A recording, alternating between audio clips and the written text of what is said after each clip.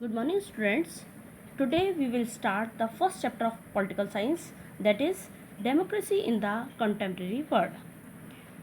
In the political science, you must know that the whole book is about democracy, and in the first chapter we will study about the democracy in the contemporary world. Contemporary means आजकल की दुनिया में democracy किस तरह से आई. In the first chapter how democracy had expanded during the last 100 years to more and more countries in the world. इस दुनिया में पिछले 100 सालों में अधिकांश देशों में कैसे डेमोक्रेसी का विस्तार हुआ, कैसे फैली. More than half of the independent countries in the world today are democracies. आज की टाइम में दुनिया के अधिकांश जितने भी इंडिपेंडेंट कंट्रीज हैं, इंडिपेंडेंट मीन्स स्वतंत्र राष्ट्र हैं, वहाँ पर डेमोक्रेसी है. ये जो एक्सपेंशन है, एक्सपेंशन मैंने विस्तार है डेमोक्रेसी का, has not been smooth and straight. ये बिल्कुल सीधा साधा रास्ता नहीं था जिसमें अपन आसानी से सब वर्ल्ड के सारे कंट्रीज़ में डेमोक्रेसी फैल गई. Sorry, it has seen several ups and downs in different countries. इसमें बहुत सारे अप्स एंड डाउन्स आए. अप्स एंड डाउन्स मीन्स बहुत सारे उतार चढ़ाव आए. It still remain N unstable and uncertain achievement. और ये आज भी एक ऐसी उपलब्धि है जो स्टेबल नहीं है, बहुत सर्टन नहीं है, बहुत निश्चित नहीं है. बहुत सारे उतार चढ़ाव हैं अभी भी. इस चैप्टर में आपको 2 स्टोरीज़ बताई गई हैं डेमोक्रेसी के बारे में. एक है democracy in Chile and democracy in Poland. Today we will study about the story of democracy in Chile. Chile is a country in South America. South America का एक छोटा सा देश है Chile. Salvador Allende was the founder leader of the Socialist Party of Chile, who won the presidential election in 1970. 1970 की बात है जब सल्वाडोर एलेंडी जो यहाँ की सोशलिस्ट पार्टी के फाउंडर लीडर थे वो प्रेसिडेंट बने. After being president he adopted several policies to help poor and the workers. उन्होंने बहुत सारी, वो एक बहुत अच्छे प्रेसिडेंट थे. उन्होंने बहुत सारी अच्छी अच्छी पॉलिसीज़ बनाई ताकि हम गरीबों की और वर्कर्स की हेल्प कर सकें. उनमें से एक सबसे इम्पॉर्टेंट थी reform of the educational system. उन्होंने एजुकेशन सिस्टम को नए तरीके से दोबारा से बनाया. फ्री मिल्क फॉर चिल्ड्रन, और गरीब बच्चों को फ्री में दूध दिया गया. Redistribution of land to the landless farmers, और जो भूमिहीन किसान थे उनको फिर से पूरे देश की जो लैंड थी उसको रीडिस्ट्रीब्यूट किया ताकि जो जिन लोगों के पास, किसानों के पास भूमि नहीं है, उनको लैंड मिल सके. अब अपोजिंग फॉरेन कंपनीज, तो क्या हुआ, जितनी फॉरेन कंपनीज हमारे देश, उनके देश में आ रही थी, that were taking away natural resources, जो कि उस देश के नेचुरल रिसोर्सेज को लेके भाग जाती थी. Like copper from the country. Copper उनके देश से फॉरेन कंट्रीज में चला जाता था. उन्होंने उसका विरोध किया क्योंकि उन्हें अपने देश से बहुत प्यार था. But the policies were oppose by landlords. लेकिन जो लैंडलॉर्ड थे, जो जमींदार थे, उन्होंने उनकी पॉलिसीज़ का विरोध किया. And the rich, the church, and also by the some other political parties. बाकी जो पॉलिटिकल पार्टीज़ थी, उन्होंने, जो रिच लोग थे, चर्च था और बाकी लैंडलॉर्ड थे, उन सब ने इनकी पॉलिसीज़ का विरोध करना स्टार्ट किया. वो जनता के भले के लिए तो बहुत सारी योजना बना रहे थे, लेकिन बाकी लोग उनका विरोध कर रहे थे. His government was overthrown by the military on 11 सितंबर 1973. 11 सितंबर 1973 को उनकी गवर्नमेंट को सेना ने उखाड़ फेंका, उसको हटा दिया. Military corp of 1973 one. On the morning of the 11th September 1973, military took over the seaport and arrested defense minister when he arrived at his office. और उस दिन 11 सितंबर 1973 को मिलिट्री ने सीपोर्ट पर अपना कब्जा कर लिया और डिफेंस मिनिस्टर को जैसे ही वो ऑफिस आए उनको अरेस्ट कर लिया. The military commander asked president Allende to resign, but he refuse to resign और लीव द कंट्री. और जो मिलिट्री कमांडर थे उन्होंने प्रेसिडेंट से कहा कि आप या तो यहाँ रिज़ाइन कर दीजिए, परंतु उन्होंने मना कर दिया. और ना ही उन्होंने कहा कि मैं देश छोड़ के भी नहीं भागूंगा, छोड़ के नहीं जाऊँगा. Then the military surrounded the president house and started bombing it. President Allende died in the military attack.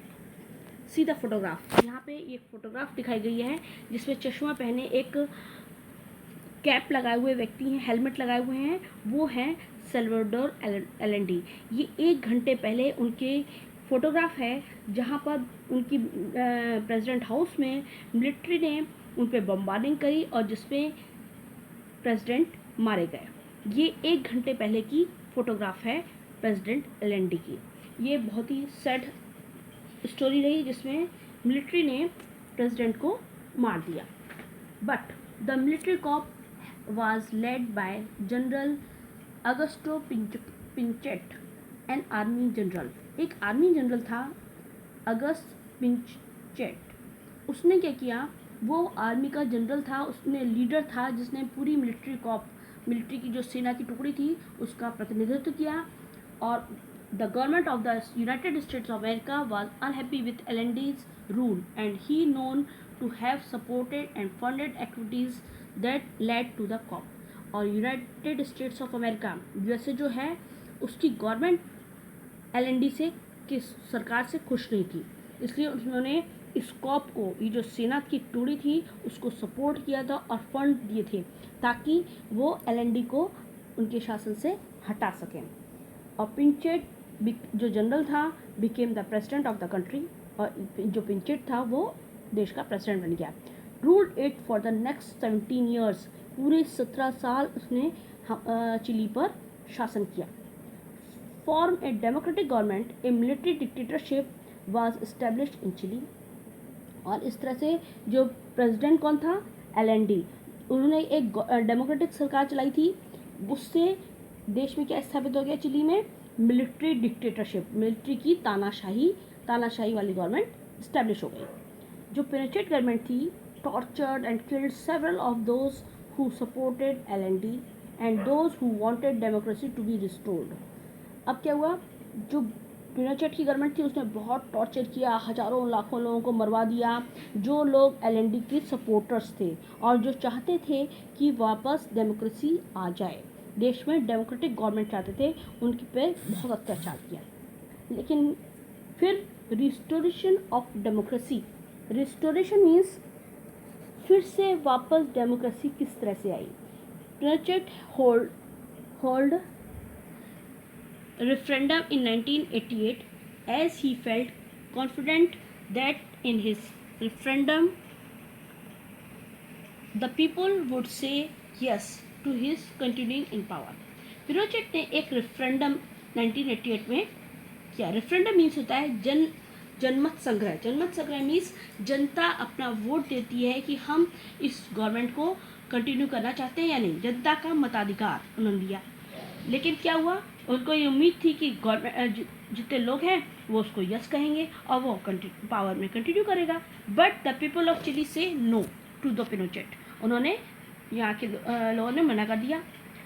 His military dictatorship ended, और उसकी जो सैन्य तानाशाही थी वो ख़त्म हो गई। Political freedom in Chile restored, political freedom जो थी वो ख़त्म हो गई।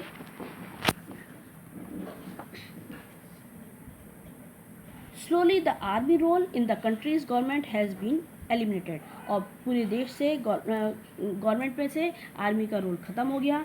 The electoral government that came to power ordered inquiry, और वहाँ की जो इलेक्टेड गवर्नमेंट थी उसने एक इंक्वायरी बिठाई, और to show the government has only very brutal but also corrupt. उन्होंने पता किया कि देखो यहाँ की जो सरकार थी वो न केवल बहुत तानाशाह थी, बहुत क्रूर थी, बल्कि बहुत भ्रष्ट थी, उसमें करप्शन था। In January 2006, see the photograph of this lady. She is Michelle Bachelet, daughter of General Alberto Bachelet, was elected president of Chile। और 2006 में उन्हीं की बेटी जो प्रेसिडेंट थे जिनको मारा गया था, उनकी बेटी वहाँ पे प्रेसिडेंट बनी। The presidential elections she defeated one of the chillies richest person, और उसने चिली के सबसे रिच व्यक्ति को हरा करके फिर से प्रेसिडेंशियल इलेक्शन में जीती और डेमोक्रेटिक गवर्नमेंट फिर से वापस बनी। Fine, so we will tomorrow we will study democracy in Poland.